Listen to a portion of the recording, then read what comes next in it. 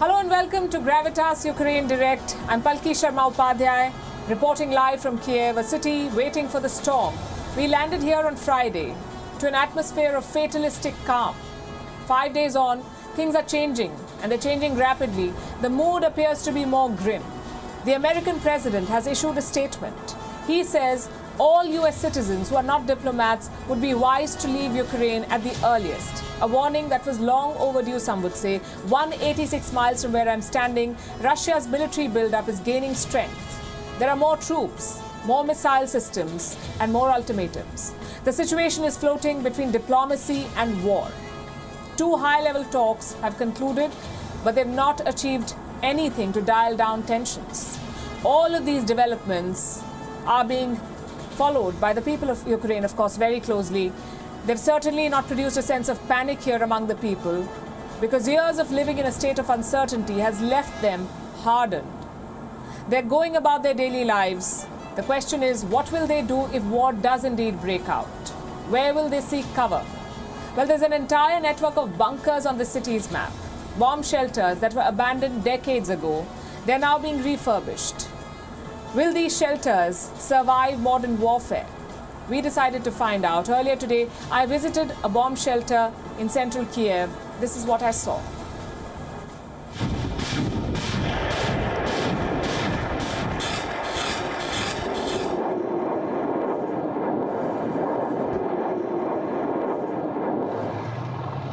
This is Ukraine, the site of Europe's biggest military buildup since the Second World War. The country is surrounded by Russian troops, both on land and in the Black Sea.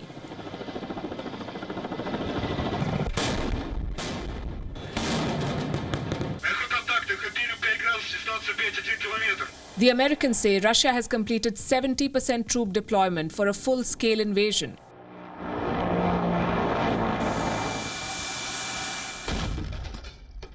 A former defense minister of Ukraine says Russia has enough troops in place to take Kyiv. The capital of Ukraine is within striking distance of Russian soldiers stationed in Belarus.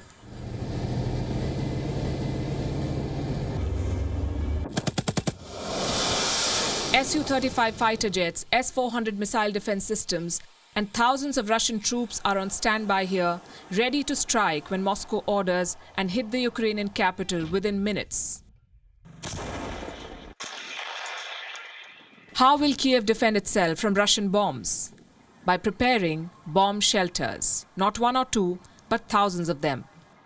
We are in downtown Kyiv, and this is a city of bomb shelters. A lot of these are Soviet-era relics from the time when Soviet and American nuclear weapons were trained at each other. A lot of these bomb shelters were built. Many of them have been upgraded. In fact, only last month, the Kyiv City Council issued an interactive map that shows how many shelters there are, and it guides the citizens of Kyiv to the nearest bomb shelter in the event of an invasion. Let me show it to you on the map. This is what it looks like. This is the city of Kyiv, and all these colorful dots that you see, these are bomb shelters with the varying degrees of preparedness and various levels of facilities that they offer. Let's zoom in. More than 500 of them spread across the city. This is how well the city of Kyiv is prepared. We set out to inspect one such bomb shelter. This is 83 Mezeriska Street. The Kyiv City Council is sprucing up a bomb shelter here from the 1950s. This is now critical security infrastructure for the government of Ukraine.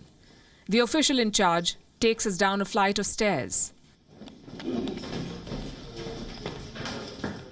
A door similar to the kind you'll find on submarines greets us.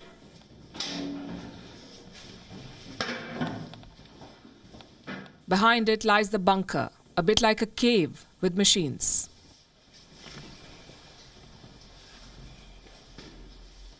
The ceiling is low, it's dank and musty, but stocked with everything you would need in an emergency. Batteries for power, running water, telephones and sewage lines, chairs, beds, bathrooms. Inside one of the chambers is a massive piece of equipment, ready to pump oxygen if needed. In the event of an attack, as you can see, there are these pipes, and this is equipped with the oxygen supply, and this is one such supply chamber. If you go in, you see the pipes. This is well built, and they switch on these knobs here for oxygen to be supplied for the people who are inside this shelter in the event of a nuclear attack. Why does this bunker need oxygen? The answer lies on the walls. There are instructions everywhere, a survival guide for war. These bunkers are designed to protect against bombs of all kinds, biological, chemical, and nuclear weapons. There are a lot of posters on the walls. These are all from the 80s. This one shows what needs to be done in the event of a nuclear attack. You see clear diagrams. This is written in Russian, but it gives a detailed description of what are the steps to be followed in the event of a nuclear attack. And there are lots of such informative posters on the walls here. In the event of a chemical or a nuclear attack, they have a special stockpile of gear here, and they gave us access to one such box. Let me show you what it has. Here you go. It has these special masks. I've got one of them out, and this has gas supply, I believe. I'll try and wear it and show you how this works.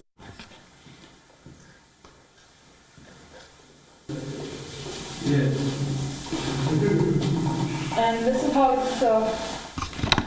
how it's going to look. I'm not going to keep it on for very long because it's very uncomfortable.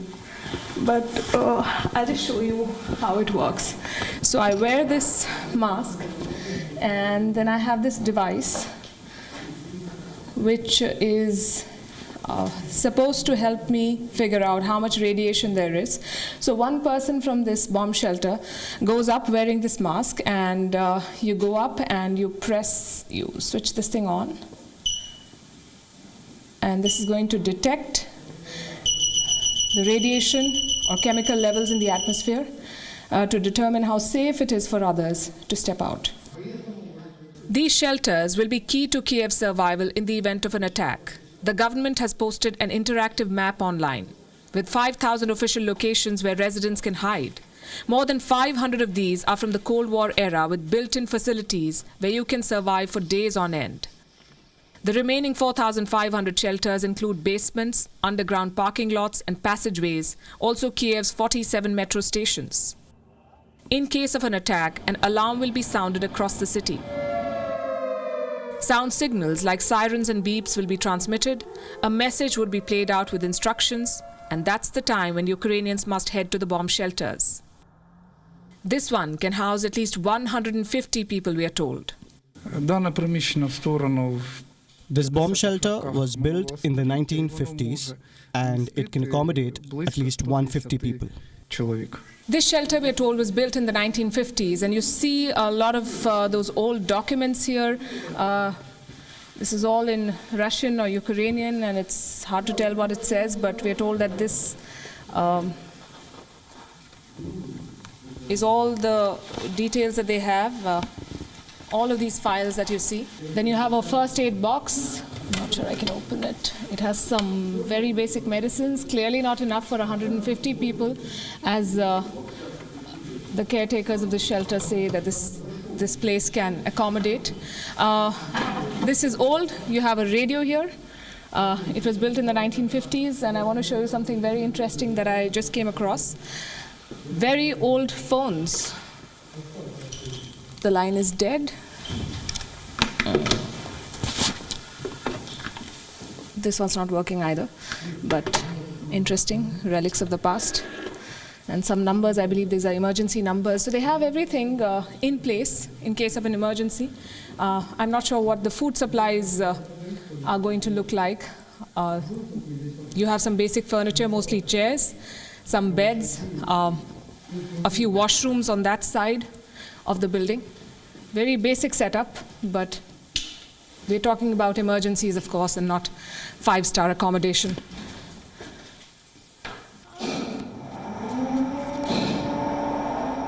This bunker is not the only one that needs some upgrades. The government has released an assessment. It said 20% of the shelters in Kyiv were not fit for service. Several shelters are occupied by stores, restaurants, and salons. A couple of weeks ago, a lawmaker assessed a bomb shelter near her home. It turned out to be a strip club. Authorities in Kyiv are working overtime to close the gap. Last month, they began inspecting and upgrading all bomb shelters. Kyiv's mayor has declared that the city's subway system will be used as a bunker if needed.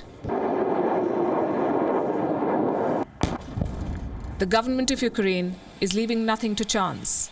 Amid dire intelligence warnings that Kyiv could be captured within 48 to 72 hours of an attack, these bomb shelters will be the difference between life and death for the 2.8 million residents of Kyiv. With the WION team, this is Palki Sharma from the world's most tense capital. WION is now available in your country. Download the app now and get all the news on the move.